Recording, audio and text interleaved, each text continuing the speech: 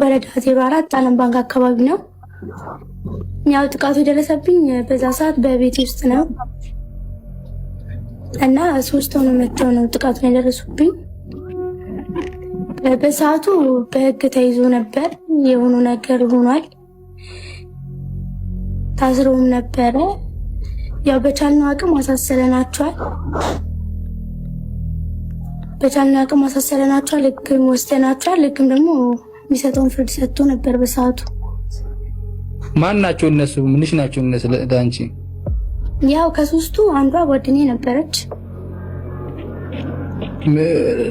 በተደጋጋሚ እንደዛ ስትመታሽ ምን ማለት ምን በምን ምክንያት ነው? ጥላላችሁ? በመሃላችሁ ተጣልታችኋል ወይስ ሌላ የተጣላ ነው ከአንዷ ጋር ነበር። ያው ሌሎቹ ሌሎቹ እንደ አጋዥ ሆኖ መጡ እንጂ የተጣላ ነው ከአንዷ ጋር። እንደዚህ የሚያስመታጠል አይደለም። ያው ጓደኛሞች ይጋጫሉ፣ ተጋጨን በቃ። ያ ድብደባ ለአንድ ለሁለት ጊዜ ለብዙ ጊዜ ነው በተደጋጋሚ ሲመቶሽ ነበር? አንድ ቀን ነው። ኦኬ እሺ።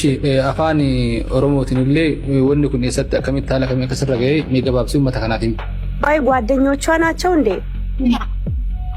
ሄሪያዳ ማና በሩንሳ ተቆጭ በራታኒ ኦኬ ጓደኛሞች ናቸው። በአንድ ትምህርት ቤት ነበር የሚማሩት። እዛ በትንሽ ነገር ተጋጭቶ ከዛ እንደዛ ደበደቧት ማለት ነው።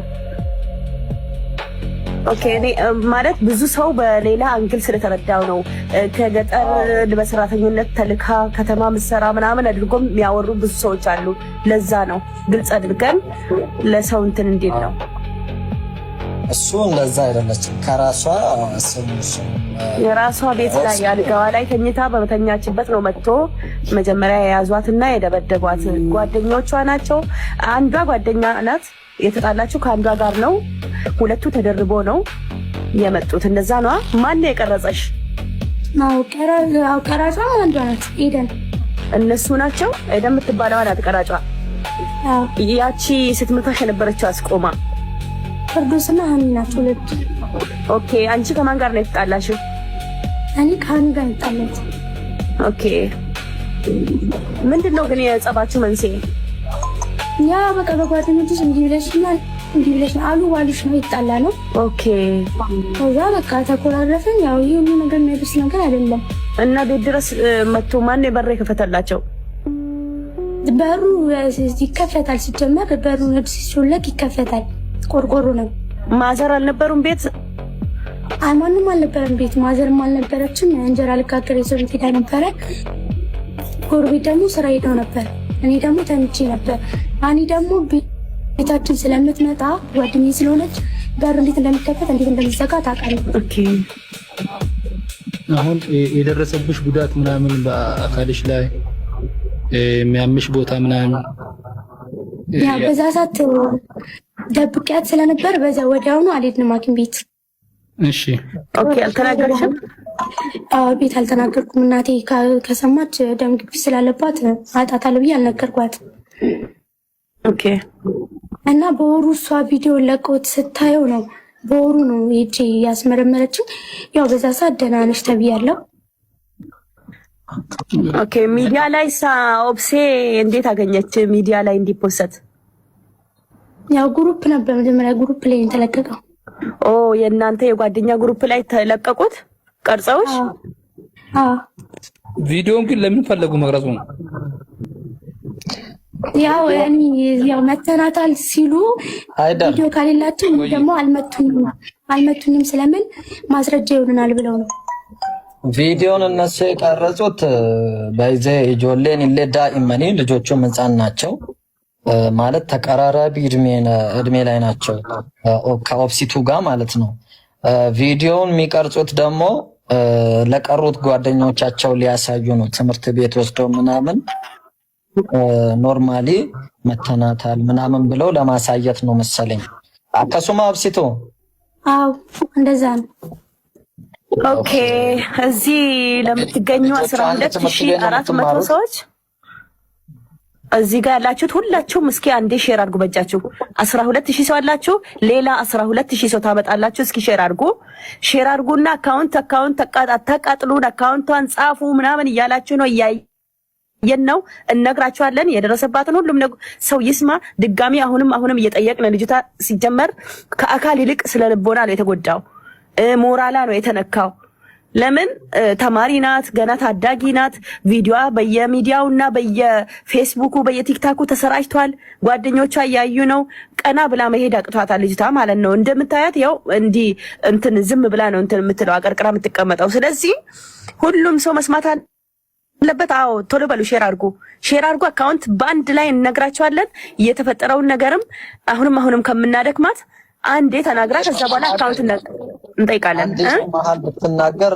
ቆንጆ ነው አካውንቷን ነሞትን ያመላላራኒ ሜቢ ይቀባቹ ደንዳን በሁዳኒ ኦኬ ንገሪንና እዚህ ዘን ጽፌ ባክግራውንድ አስቀምጣለሁ አካውንት እስያ 1000 ቆይ ሌሎች ደግሞ ድርጅቶች ባለሀብቶች ምናልባት በልዩ መንገድ ማገዝ የምትፈልጉ ካላችሁ እየጠበቅናችሁ ነው የስራ እድልም ይሁን የተለያየ ትምህርት እድልም ይሁን ትላልቅ ድርጅቶች ባለሀብቶች ነጋዴዎች ካላችሁ ማምጣት ትችላላችሁ እናስገባችሁ ወይ እስቲ አንድ አካውንቱን ንገር አሁን ገንዘብ እንዳትልኩ ብትሉት ለምንድን ነው 1000 37 33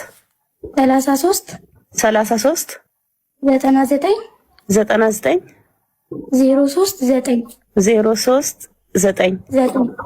ሁላችሁም አንዴ ስልካችሁን ያዙ እጃችሁ ላይ ያዙ ነግራችኋለሁ ያው ታሪኩን እንደሰማችሁት ነው በጓደኛ መሀል ጸብ አለ ግን የዚች ልጅ ጸብና ድብደባ የግድያ ሙከራ እንጂ እኔ ድብደባ ብቻ ነው ብዬ አላስብምና ልጅቱ ምን ያክል ስነ ልቦናዋ እንደተጎዳ በአካል ሂደው ያዩት ሰዎች ነግረውኛል በአካል ሂደው ቤቷ የጠየቋት ሰዎች እንደነገሩኝ ከሆነ በጣም ፈሪ ሆናለች በዛው በተኛችበት መኝታ ቤትና ብተዋ ቤተሰብ በሌለበት ሰዓት ሂደው ደብድበዋት በገዛ ቤቷ ውሃ ደፍተውባት እንደዛ የሽፍት አይነት ባህሪ እስኪያሳዩ ድረስ ያን ሁሉ ነገር ካደረጉባት በኋላ ያው ልጆች ናቸው ተብለው ተፈተዋል ግን አሁንም ቢሆን እንዲፈሩ መደረግ አለባቸው ያለበለዚያ በዚህ ልምዳቸው ሌሎችንም ህፃናት ልጆች እንደማያጠቁ ምንም ማረጋገጫ የለምና እንደው ይሄ ጉዳይ ቢታሰብበትና ልጆቹ ቅጣት ቢሰጣቸው ጥሩ ነው ብዬ ነው ማስበው እንደኔ አስተያየት ልጅቱ ግን በጣም ጥሩ ስነ ምግባር ያላት ልጅ መሆኗን በዚህ ቪዲዮ ብቻ አስመስክራለች እና ብቻ ግን አላቅም እንደተናንተናው ከፍቶኝ እንደተናንተናው አልቅሼ አላውቅም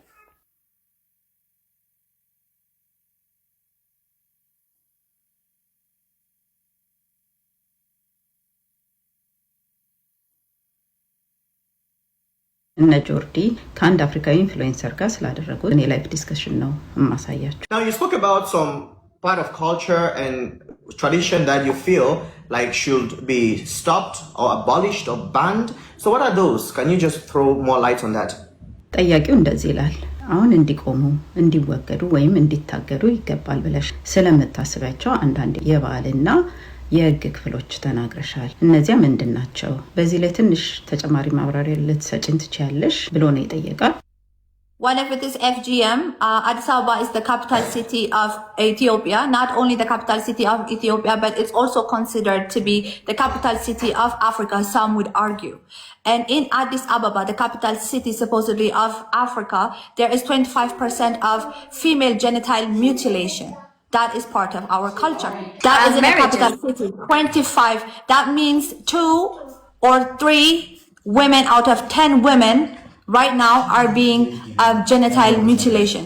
ቤቲ እንዲህ ብላ ትመልስለታለች መወገድ አለበት ብዬ ከማስባቸው አንዱ ኤፍጂኤም አለችው ማለትም ፊሜል ጄኒታል ሚቲሌሽን ማለት ነው ያም የሴት ልጅ ግርዛት ነው ከዛ በኋላ አዲስ አበባ የኢትዮጵያ ዋና ከተማ ናት የኢትዮጵያ ዋና ከተማ ብቻ ሳትሆን አንዳንዶች እንደሚሉት የአፍሪካም ዋና ከተማ ተደርጋ ትታያለች እናም የአፍሪካ ዋና ከተማ ተብላ በመተታሰበው አዲስ አበባ 25% የሴት ልጅ ግርዛት አለ ትላለች ይህ የባህላችን አካል ነው ይህ በዋና ከተማ ውስጥ 25% ነው ይህ ማለት ከ10 ሴቶች ውስጥ 2 ወይም 3 ሴቶች አሁን የሴት ልጅ ግርዛት እየተፈጸመባቸው ነው እየተገረዙ ነው ትላለች There's also child marriage. There's also abduction. When you go to the regional areas of Ethiopia, especially in the far north and in the far south, there is a huge amount of child marriages, especially in the conflict-related areas, because schools and some of the organized community have been disintegrated. Parents don't know where to send their girls, so they're instead marrying them off. ጆርዲ ደግሞ መልስ ያሰጠችው ያለ እድሜ ጋብቻም አለ ጠለፋም አለ። ወደ ኢትዮጵያ የገጠር አካባቢዎች ስትሄድ በተለይም ወደ ሩቅ ሰሜንና ወደ ሩቅ ደቡብ ስትሄድ በጣም ብዙ ያለ እድሜ ጋብቻ አሉ። በተለይም ግጭት ባለባቸው አካባቢዎች ምክንያቱም ትምህርት ቤቶችና አንዳንድ የተደራጁ የማህበረሰብ መዋቅሮች ፈርሰዋል። ወላጆች ሴት ልጆቻቸውን የት እንደሚልኩ አያውቁም። ስለዚህ በምትኩ ያጋቧቸው ነው ትላለች ጆርዲ። So that's part of our culture. ከዛ በመቀጠልም ስለዚህ ይህም የባህላችን አካል ነው ያለችው። ለኢትዮጵያ ሴቶች ፍትህ እንዲሰጥ ሙሉ በሙሉ ደግፋለሁ። ሴት ልጅ ስትደፈር፣ ስትገደል፣ ጥቃት ሲደርስባት ወይንም ፍትህ ስታጣ ዝም ማለት እንደሌለብን አምናለሁ። ድምጻችንን ማሰማት፣ ተጠያቂነትን መጠየቅ አለብን ብዬ ነው ማምነው። ለዚህም ደግሞ በጣም ከድሮ ጀምሮ እንደዚህ ሴቶች ሲጠቁ ሲበደሉ ቪዲዮ እሰራለሁ። ገብታችሁ ፔጅ ላይ ማየት ትችላላችሁ። እያንዳንዱ ይሄ የምታዩት ቪዲዮ በዚህም እንቅስቃሴ ላይ ተሳትፌ የሰራቸው ቪዲዮዎች ናቸው። ምንም አይነት ችግር የለብኝም በዚህ ጉዳይ ላይ። የእኔ ጥያቄ ግን ፍትህ መጠየቃችን ላይ አይደለም። ጥያቄ ታሪካችንን ለሌሎች የምናቀርብበት መንገድ ላይ ነው። ይህንን ውይይት ስሰማ ያሳሰቡኝ ነገሮች አሉ። አዎ ኢትዮጵያ ውስጥ ችግሮች አሉ። የሴት ልጅ ግርዛት በስፋት ነበረ። ያለ እድሜ ጋብቻ በብዛት ነበረ። በሴቶች ላይ ጥቃት አለ። አገሬን ስለምወድ ብቻ እነዚህን ችግሮች የሉም ብዬ የምክድ ሰው አይደለሁም፣ አልክድም። ነገር ግን አንድም ነገር አውቃለሁ። ትልቅ ለውጥና መሻሻል በዘመኔ አይቻለሁ። በተለይ በአዲስ አበባና በአዲሱ ትውልድ ላይ ብዙ ለውጥ አለ። ስለዚህ ዛሬም ኢትዮጵያ ውስጥ ምንም እንዳልተለወጠ አድርገን ማቅረብ ትክክል አይደለም። ስታቲስቲክሱንም ስንጠቀም ትርጉሙን በጥንቃቄ መናገር አለብን። 5% ሴቶች በህይወታቸው ግርዛት አጋጥሟቸዋል ማለትና ያንን ፐርሰንት አሁን እየተገረዙም እንደሆነ ማውራት ትክክል አይደለም። በተለይ ደግሞ ኢትዮጵያን ለማያውቁ የውጭ ተመልካቾች እንደዚህ ያለ አቀራረብ ስናደርግ ፈጽሞ የተለየ ምስል ሊፈጥርባቸው ይችላል። ስለዚህ የራሳችንን ችግር ወደ ዓለም መድረክ ስናወጣ በጣም መጠንቀቅ አለብን። ምክንያቱም እነሱ እውነተኛውን ችግሮቻችንን ከመስማት ባለፈ ህዝባችንን፣ ባህላችንን፣ አገራችንን እንዲጠሉ ልናደርጋቸው እንችላለን። ስለዚህ የተጠቁ ሴቶች ፍትህ እንዲያገኙ ኢትዮጵያን ከእውነታው በላይ አስከፊ አድርገን ለውጭ ዓለም ማቅረብ አያስፈልገንም። ይህንን ምለው ይህንን ብቻ አይቼ አይደለም፣ ላይቡን ሙሉውን ተከታትያለሁ እና የራሳቸውንም ኢሞሽንም ምንም ሲያቀርቡ ነበረ እና ያንን ነገር ለዓለም ማቅረብ ያለብን አይመስለኝም።